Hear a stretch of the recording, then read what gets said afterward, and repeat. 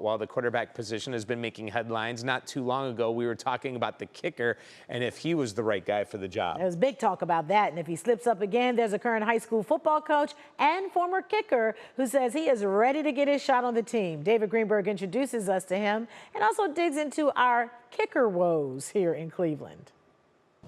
It's better to have one and not need one than to need one and not have one. There we go. I'm talking about a kicker. I know, like, we always get the bad rap of not being a football player because we don't hit, but like we score more points than probably a good majority of players on the team. If you get down 3 or less in a game, you're praying you have a good kicker.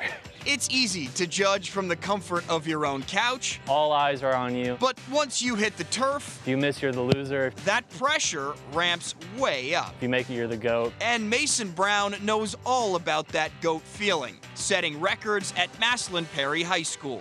I kicked it and went through. It was awesome. And then I heard him over the loudspeaker. Mason Brown just broke the school record for longest field goal, and the whole crowd stood up for me and cheered, and that was pretty awesome. A former soccer player turned kicker, Brown now coaches the position at his alma mater. The biggest things I tell my kids is to snap the leg back, so at the knee, snap it back, drive through, and then all your momentum should go through to your target. A lifelong Cleveland sports fan, I bet I was one of the few kids in Ohio that had a Phil Dawson t-shirt. he's seen the struggles. A lot of quarterbacks, a lot of kickers. 13 to be exact, in the last 13 years since Dawson's departure. So that begs the question, are kickers getting worse? And it is no good.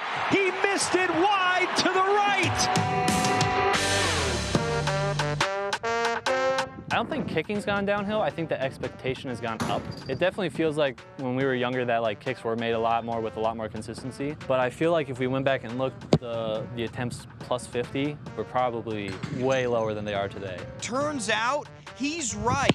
From the year Mason was born in 1998 until 2012 when Dawson left the Browns, the average field goal distance was about 39 yards. From 2012 to 2025, that number jumped roughly 13% to 44.5 yards. I love seeing those long field goals. When I see those guys like put their leg in the ground, like their full body into that ball and just crush it, I'm just like, wow, like that's impressive. And while it might feel like kickers haven't been as consistent, makes have actually gone up steadily from about 75% between 98 and 2012 to just above 80% from 2012 until now. The kickers are just held to such a high standard that if a guy misses one extra point or a field goal, they're like, all right, he's gone. And yeah, but that's the business.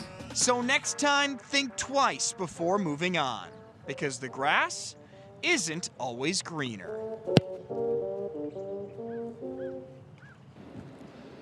And I thought Mason made some really good points in there, saying that kicking actually hasn't gotten worse, but the expectation on them has. And I think that when you look at Andre Schmidt after week 1, everybody was calling for his head, saying for the Browns to cut him. And Kevin Stefanski took a moment. He said, you know what? No, we're going to stick with him. And he had that game-winning kick just the other week. So it just kind of goes to show that kickers have actually been getting better while it might not feel that way.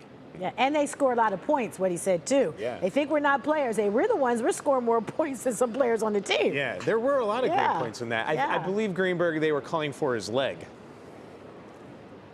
Yes, his leg, not his head, of Right. course. Boy. All right. I know kicking is very special to you right now, so I'm sure we'll check back in with you more on this. All right. Yeah, all right. Thank you.